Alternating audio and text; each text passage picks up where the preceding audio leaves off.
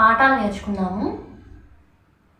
ఇప్పుడు మనం ఈరోజు సంగీత పాటలు పాడడానికి లేదా లెసన్స్ నేర్చుకోవడానికి మన వాయిస్ని ఏ విధంగా మౌల్డ్ చేసుకోవాలో నేర్చుకుందాం. ఆ పాడడంలో పాడడంలో వొకాబులరీ ఎలాగనేది, లేదా పాడడానికి ఏ విధంగా మన వాయిస్ని రెడీ చేసుకోవాలి అనే విషయాన్ని మనం ఈరోజు వీడియోలో తెలుసుకుందాం. ముందుగా శృతి చూసుకుందాము. నేను 5 శృతి పెడుతున్నాను. యాక్చువల్లీ 5 శృతి అంటే లేడీస్కి ఫుల్ కంఫర్ట్ వాయిస్ అంటే. శృతి ఏ విధంగా చూసుకోవాలి మనకు తెలుసు కదా. సా పా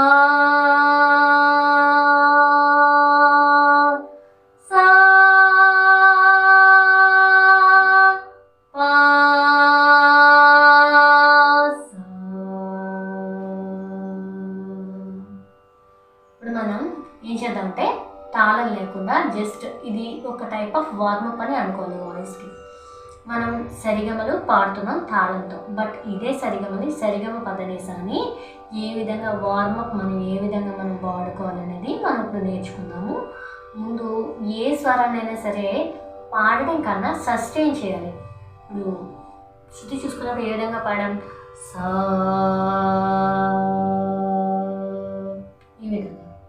ఈ విధంగా ఇప్పుడు సస్టైన్ చేస్తూ ఏ విధంగా పాడాలనేది ఒక టైప్ ఆఫ్ చిన్న స్వరం లాంటిది ఒకటి నేను చెప్తాను. సా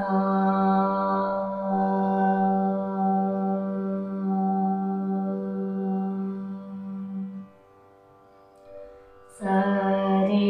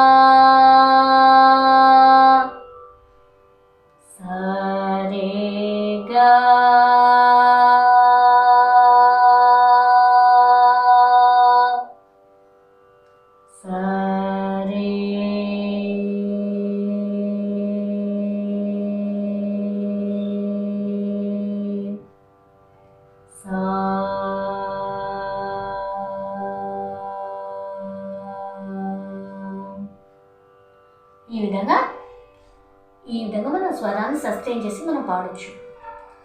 మామూలుగా అయితే కూడా సా రే ఈ విధంగా కూడా పాడొచ్చు. బట్ ఏంటంటే ఇలా ఇవన్నీ పాడడం వల్ల దమ్ము బాగా ఎలా పట్టాలి, మనకి ఏ విధంగా మన శ్వాస మీద ఏ విధంగా కమాండింగ్ అనేది ఉండాలి, మన స్వరస్థానాలు పడినప్పుడు ఎక్కడ కట్ చేయాలి, ఎక్కడ ఆపాలి, ఈ విధంగా మనం తెలుసుకోవడం కోసం నేను ఇలా స్వరంలా మీకు చెప్పడం జరిగింది.